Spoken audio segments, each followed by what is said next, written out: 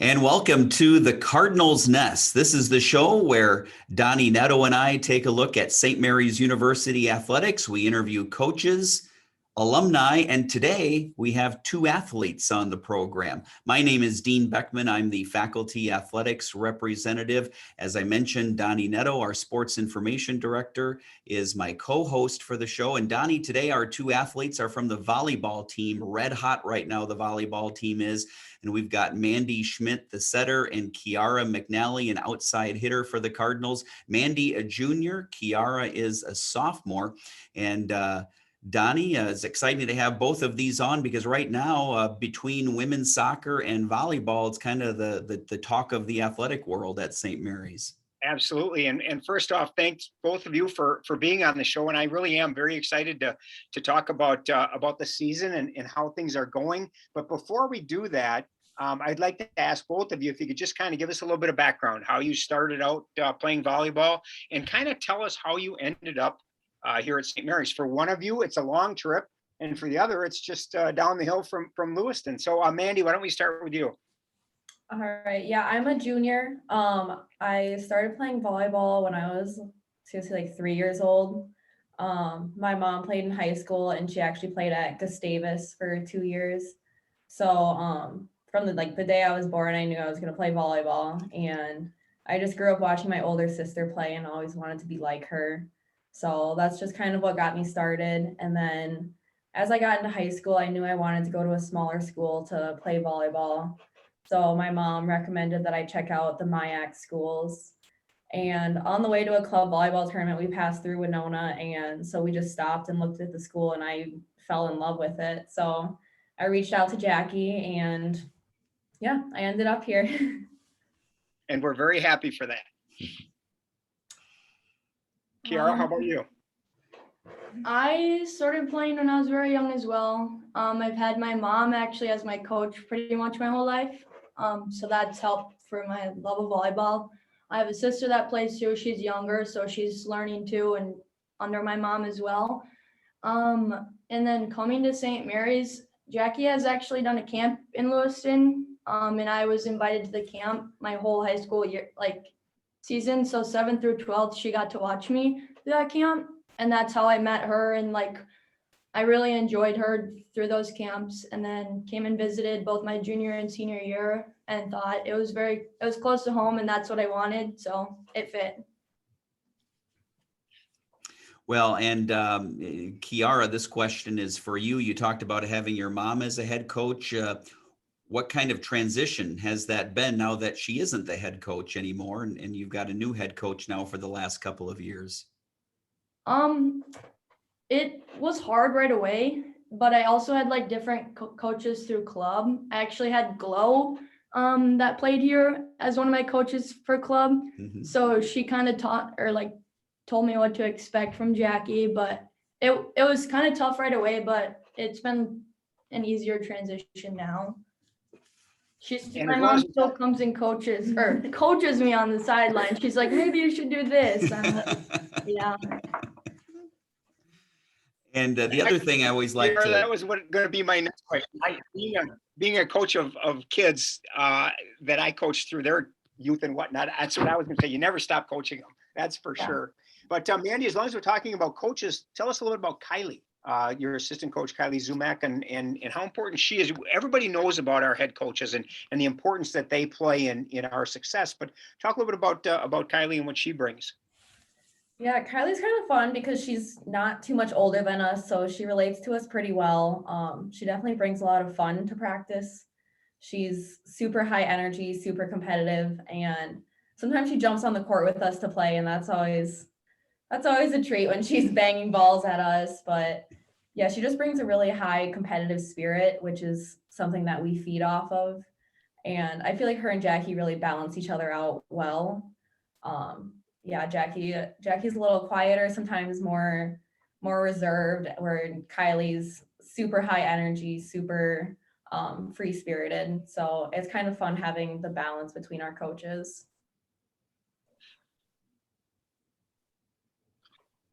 heck, I'll keep asking, Dean. That's fine. I was going to let you get in here, but I'll keep going. I have no problem with that. If both of you, and I don't care who answers it, but you know, you look at this season and finally we're playing a full season. Can I guess, Mandy, I'll start with you being the junior. Can you just talk a little bit about last year, what it was like to play in the spring and, you know, shortened season, and were there positives that you could take out of last year heading into this year? Yeah, I think it just made us more excited than ever. Last year was tough. We started practicing in August and went all the way through May and only ended up getting 9 games. But we were really successful in those 9 games, and I think that really set us up to want more this season. You know, we saw the success that we could have, and we wanted more of that. And we knew that we had half of a new team, so we just wanted those girls to come in and just keep feeding off that energy that we had last year. And I think the anticipation for our first home game was really beneficial for us, with it being almost 700 days since we played in front of a home crowd. It just really made us excited. We wanted to do well in that game. And Ciarra, feeding off of that, tell me about last Friday and what it was like to finally, I mean, you played 17 matches this year, all of them on the road. What was it like to finally play in front of the home crowd? To me, it was kind of weird because I haven't expected it. Like, I haven't played in front of the home crowd yet. So it was weird, but also we had a lot of time because normally we have travel time in. So like Friday, it felt like it just took forever to get there. Like, we had so much time before the game. We're like, what are we going to do? But it was really fun to see like the school spirit. There was a lot of students there, a lot of fans. It was just good to see everyone back. Yeah, I was going to add to that. The gym was packed and really loud, and a lot of the other sports teams came out to support you. So Ciarra, that has to mean a lot, right? When you're out there playing and you see all the other, not only sports teams, but just the general student body there as well. Yes, for sure. And I know that Ciarra probably doesn't want to talk about this, so I'm going to give this question to Mandy as the team setter. Talk a little bit about the conference opener against Carleton, when the person sitting next to you set the program record for kills in a match with 32. As the setter, obviously you had a lot to do with that. Talk a little bit about that match, and did you even have any idea where she was at in terms of the number of kills? I had no clue. I knew that she had a good game, but I didn't realize that it was that many until afterwards when we saw it online. But I think it's just kind of, we count on Ciarra to be consistent. And so when she has 32 kills in a game, like, it's not anything different for us. But yeah, that game it went into 5 sets. It was kind of a tough one for us. We just had to grind through it, but she was really consistent out there for us. She just kept putting balls away, even when like things weren't going our way. We just kept going. We knew we could do it. And the 5th set, we kind of finally put it all together. And yeah, afterwards, I had no idea. I was super excited for her. And Ciarra, when you found out, what was your reaction? I'm sure during the contest you had to feel like you were in quite a groove, right? When you found out later that you set the single set record, what was your thought? I actually had no idea it was close. I didn't think I had like one of my best games. Like the game before Stout, I had 25, and I really felt that. Going into Carleton and then ending, I was like, I had no idea. And Kylie at the end was like, you had 32 kills. I was like, what? Like, did you really just say that? But that's been one of my goals since Linnea got 30 last year. I was like, I'm going to do this. I'm going to beat it. And I wasn't expecting it my sophomore year or my first conference game, but it just happened, and it feels good. You know, Mandy, if you could explain, and I mean, I've watched a lot of volleyball, 27 years here, but just kind of explain your role. Okay, everybody knows what the setter does, but you run the offense, and when you've got somebody like Ciarra who's having a night where, hey, we got to just keep getting her the ball, you kind of dictate that. Talk a little bit about your role as the the captain of the ship, so to speak, on offense. Yeah, so as the setter, it's kind of my job to know which hitters are on like during the game and which ones are struggling a little more. So during a game like that, like obviously she was feeling it that night, so just keep giving it to her, but also just spreading out the offense, because we have a really even front row and everyone can put the ball away for us. So just setting up people in the right positions to make sure they can be successful. I know our last 2 games, all 4 of our pins killed it, and it's hard for the defense to defend us when we're like that. So yeah, we just have 6 solid hitters, and it's just finding which hitters on that night. And Ciarra, flip that around. Talk a little bit about Mandy as the setter and what makes her special and keeps this thing going. Mandy, I would say, is very smart. She does know when people are on. If she has a bad set, and I normally can do anything with it, but if she has a bad set, I'm like, Mandy, give me the next one. Like, you got this. She really runs our court and is a positive leader on the court. She knows who's on. And she's also really good at defense.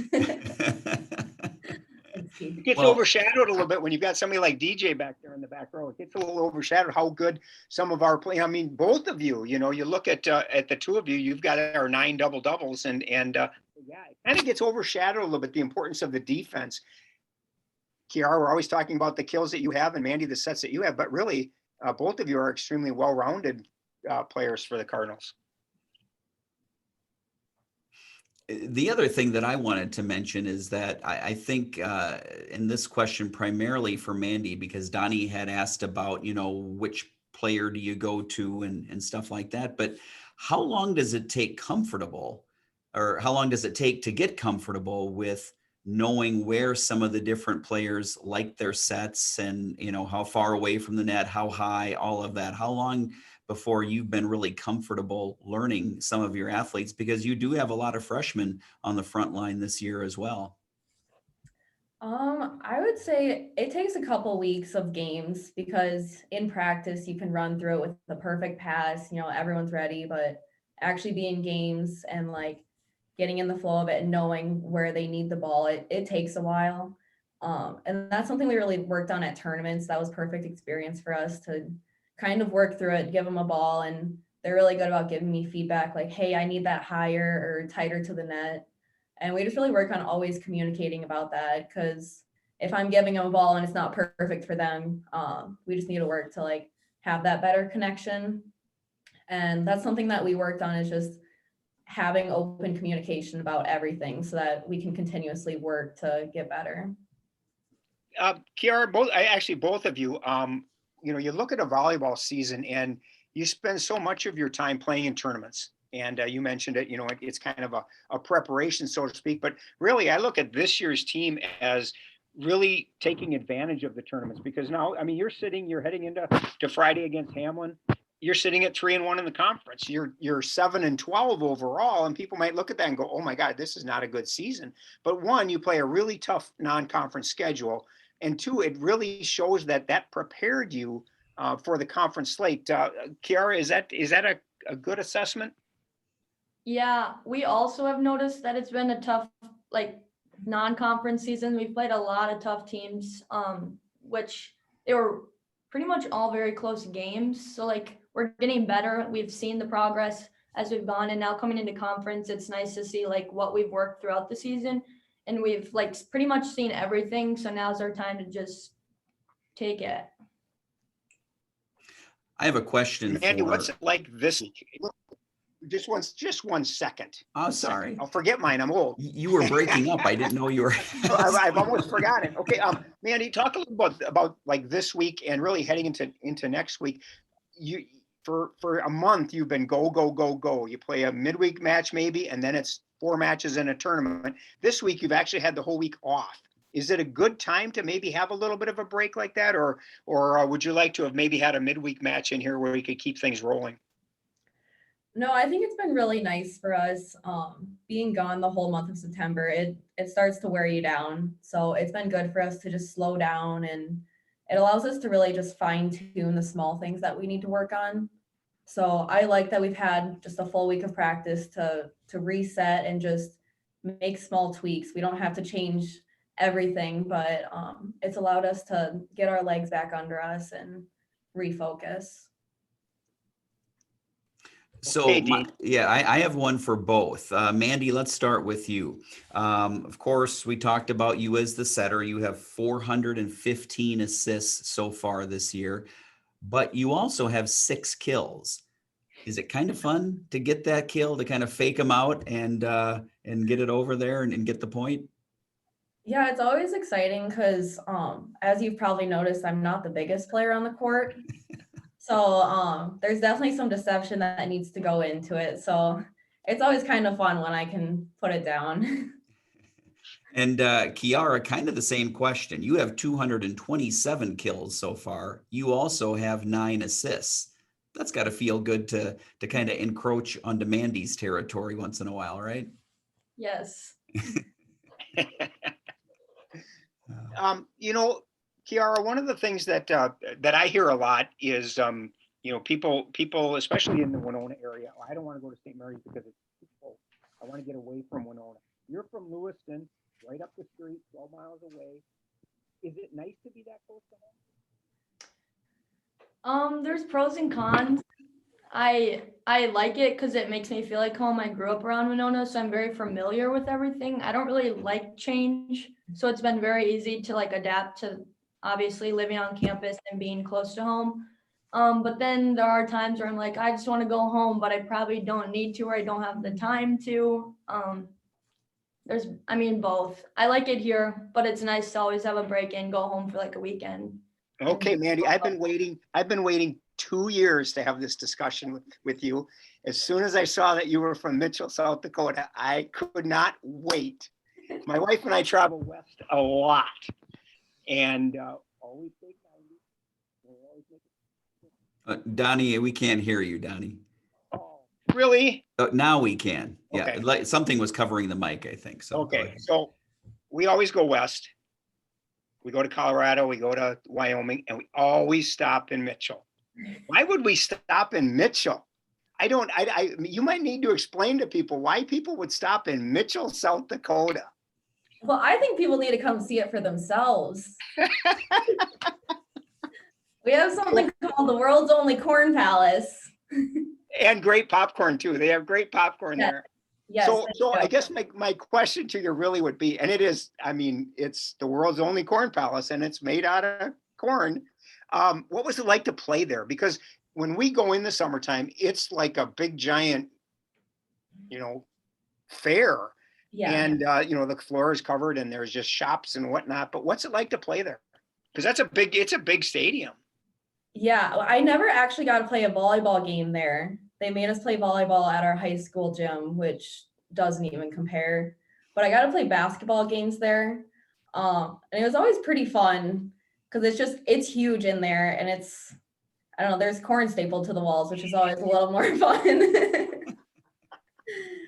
But yeah, I actually had a couple of my teammates come see it this summer and they were impressed. Yeah. Was it under construction when they were there? Because it's like it's always under construction. They're always changing it. So yeah, they were almost done with it, but definitely still under construction. Well, the other thing too, Donnie, with Mitchell is if you're going out to the Black Hills or even further west, it's really just a nice place to stop because you kind of need a break at that point too, right? it's a very nice town. It really is. But it is the world's only corn palace, and it's something else. Mandy, besides volleyball, you mentioned you play basketball. What other sports? I also ran track in high school, just kind of a smaller school. So you're kind of expected to do more than one sport. So I was always pretty busy year round doing all 3 sports. And Ciarra, I'm sure same thing at Lewiston Altura High School, right? You had to probably played multiple sports. What else did you play? I played basketball until my sophomore year, until I started playing volleyball year round. And then I also played softball. Okay. Now, Ciarra, you had to be thrilled with the fact that we were bringing up all of those statistics earlier because you're an accounting major, right? So tell us what your goals are academically. I know you're only a sophomore, so you got a little ways to go yet, but do you know at this point what you want to do with your accounting degree? I'm really not sure. I've always been like into math and into business courses in high school. My family actually owns a business in St. Charles. We own a coffee shop, so I've been helping my mom with stuff there. But I actually have no idea what I want to do. I'm kind of just going through the flow, and we'll see. Yep, and that's perfectly fine. Now, Mandy, on the other hand, she's got to start thinking about it a little bit harder. She's a biology major, but a junior now. So, Mandy, what's going through your head as far as biology goes? Yeah, my goals for after St. Mary's, I want to go to medical school. So I definitely have to start preparing for that within the next couple months. Both my parents were in the medical field, so that's kind of always been my goal. Mhm. And what part of the medical field are you looking at, Mandy? I want to probably be a pediatrician, any kind of, not anything too specialized, family medicine, maybe dermatology. It's kind of wide open. One of the last questions I have for both of you, and both of you can answer. Ciarra, let's maybe start with you, being a sophomore. For high school students right now who are seniors, they need to start making some college visits if they haven't already and start making some decisions. For those who are student athletes, what advice do you have as far as things they need to take into consideration? I would say get ahead of it early. I was one of the first people in my class in high school to like commit and get on with what I was gonna do after high school. So I would say get ahead of it. I actually started my junior year like early and then committed my junior year. So I was just really excited to commit to be able to play again. And it helps to answer those endless questions you get, doesn't it? And to have these people to help you. Right. Mandy, how about you? What advice would you have? Yeah, I definitely agree with that. And kind of just having an open mind. I didn't know anything about St. Mary's before I came to visit, and I ended up loving it. So just being willing to see different schools and just be open to all the possibilities. All right, Donnie, any last questions? No, I got to rib Mandy on the Mitchell. I'm a happy man right now. You've made his day, Mandy. You've Made my day. I waited years for that. So, all right. Well, Mandy Schmidt, Ciarra McNally, thank you so much for joining us here on the Cardinals Nest, and good luck the rest of your volleyball season. Thanks, ladies. For having us. Thank you. All right, that's going to do it. Thanks for watching the Cardinals Nest.